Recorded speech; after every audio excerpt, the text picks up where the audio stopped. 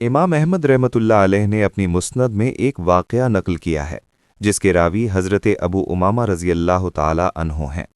उनका बयान है कि एक नौजवान खिदमत नबवी में हाजिर हुआ और उसने दरख्वास्त की, या रसूल अल्लाह, मुझे ज़िना की इजाज़त दी जाए। सहाबाए कराम रज़ी अल्लाह ताला अन्हुम को उसकी गुस्ताखी बहुत बुरी मालूम हुई, चुनाचे उसको सब ने डांटा और उसके सवाल पर नफ़रत का इजहार किया। आ हज़रत सल्लल्लाहु अलैहि वसल्लम ने उस जवान से फरमाया, करीब आ जाओ। वो करीब आ गया। आपने फरमाया, बैठ जाओ। वो बैठ गया। अब आपने उसको समझाने के लिए सवालो जवाब शुरू कर दिए। आ हज़रत सल्लल्लाहु अलैहि वसल्लम, क्या तुम इस ज़िना को अपनी माँ के लिए पसंद करते हो? नौजवान, नहीं या रसूल अल्लाह। आ हज़रत सल्लल्लाहु अलैहि वसल्लम, दूसरे लोग भी इस बुराई को अपनी माँ के लिए पसंद नहीं करते। और पूछा, इसको ज़िना को तुम अपनी लड़की के हक़ में अच्छा जानते हो? नौजवान, मैं आप पर निसार हूँ, नहीं या रसूल अल्लाह। आ हज़रत, दूसरे लोग भी इस बदकारी को अपनी लड़कियों के लिए अच्छा नहीं जानते।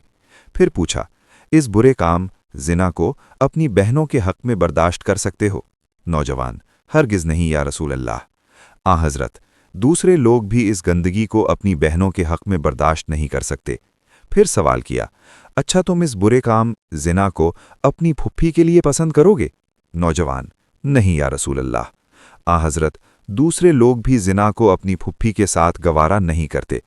इस तरह इस मसला को जब उसके ज़हन नशीन कर चुके तो आपने अपना दस्ते मुबारक उस पर रखा और दुआ फरमाई, ए अल्लाह, इसके गुनाह माफ़ कर दे, इसका दिल पाक फरमा दे और इसकी शर्मगाह की हिफाजत फरमा। रावी का बयान है कि इस तकरीर और दुआए नबवी का ये असर हुआ कि उस आदमी को कभी भी उसके बाद ज़िना का ख्याल तक न गुजरा। बात भी कितने पते की बयान फरमाई गई। गौर कीजिए, कोई ऐसी औरत है जो किसी की माँ, बहन, फूफी ना हो, खाला ना हो?